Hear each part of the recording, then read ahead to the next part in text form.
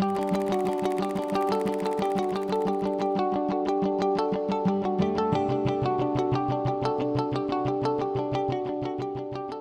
Hassan Dudde from Barwaqo Bank. I am the CFO of Barwaqo Bank, and that is the Chief Financial Officer of the bank. It is a microfinance bank based in Somalia.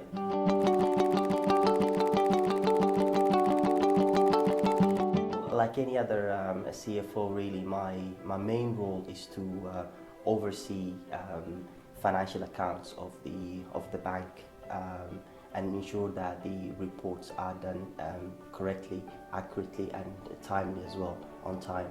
And of course, there are many other areas within the bank that I'm currently involved with.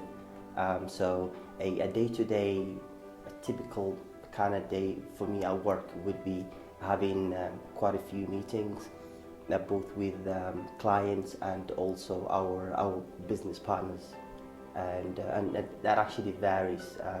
But most of the time, it would be to ensure that that operations are, specifically from the financial departments, are running smoothly.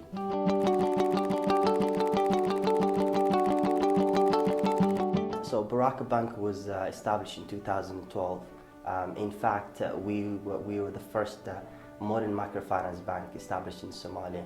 Microfinance is a much needed really service in the area of say in Somalia, and it's quite successful and well known in East Africa.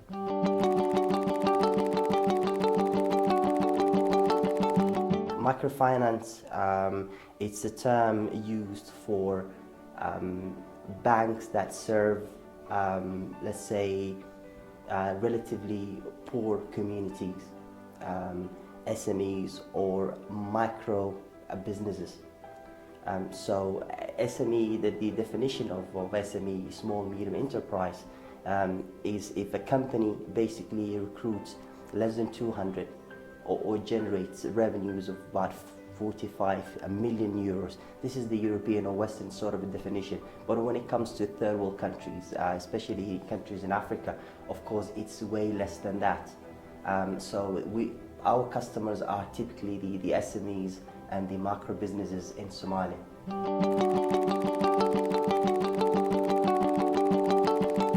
So my most memorable projects at the bank are when we worked with farmers.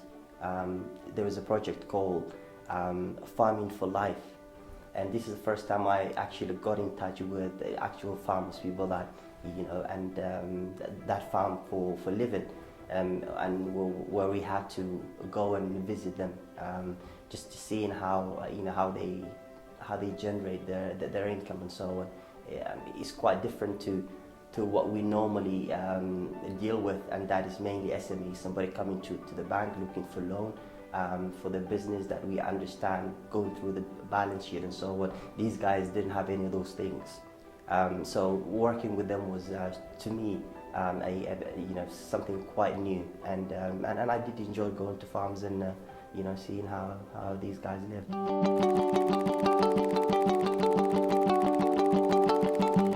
Finance and banking obviously is one of the most competitive industries anywhere in the world. But because I really personally do enjoy what I do, I like what I do, and I work with a fantastic team, it makes my life a lot easier and more enjoyable.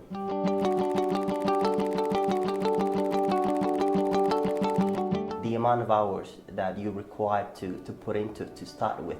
I remember starting with each group, and when my friends used to ask me what time you finish your work, I actually wouldn't know what time I would be done, because that would all depend on the work that I have, on the day.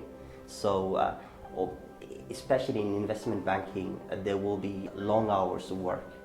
So these could be a bit, tiring in the beginning, and of course not having really so much social life that one might wish to have. That's some of the challenges, is the long hours.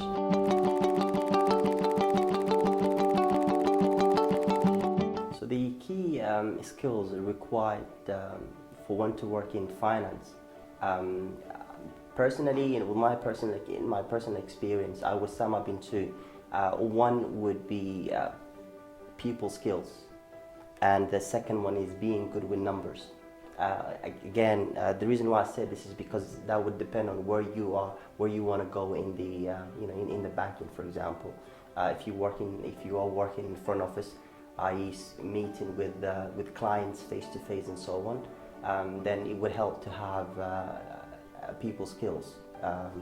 And if you are working in the back, in back office, it would definitely help a lot to be good with numbers, because at the end you'll be asked to do a lot of reports and a lot of financial analysis.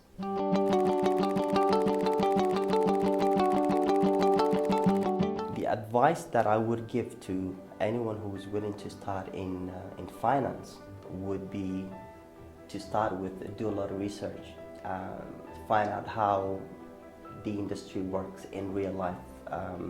Apart from, of course, what you learn at school, university, from textbook, theories and textbooks, go and find out yourself.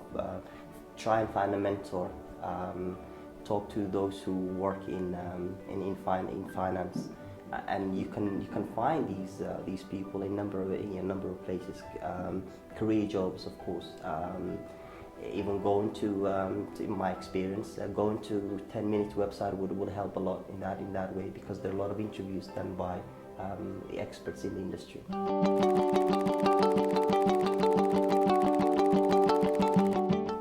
From Citibank, starting as a data analyst, I moved on to HSBC, where I worked as an analyst for. It was global asset management, as I remember, and then moved on to business analyst work at UBS. Then moved on to work for a non-profit organization called Somali Economic Forum that was just established, and I was one of the co-founders of it, and that allowed me to meet with a number of people from different industries. So from Citigroup to where I am, I have done quite a different jobs really, within the industry and outside the industry as well.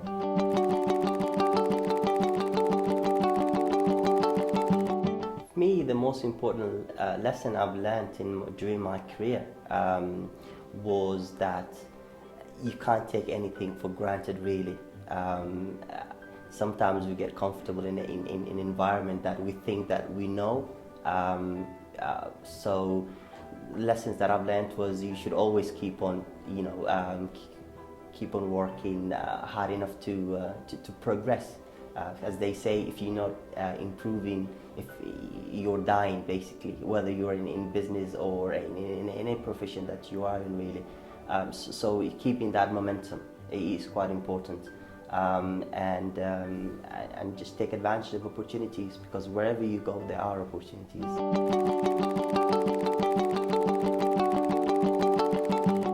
I follow a guy called Les Brown, and I heard him say one time, if you want to get what others don't have, that you'll have to do what others don't want to do now. Meaning you have to pay the price for everything that you're willing to gain in life. So working out, of course, it might not sound, fun at the younger age, especially when you're studying. All you want to do, of course, is have fun and enjoy life, and that's actually what you should be doing, of course, being young. But unfortunately, you have to work hard enough sometimes to get what you want to. So doing something that others are not willing to do in order to gain what others don't have later in life, to me, it makes perfect sense.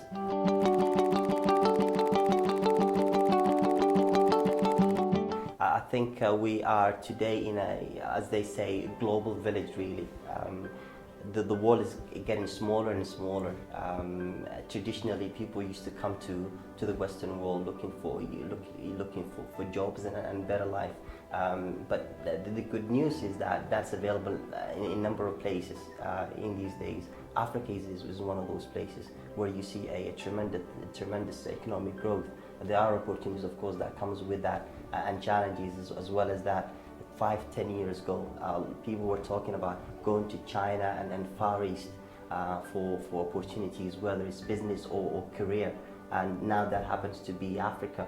I would say it's as good for anybody really to do that.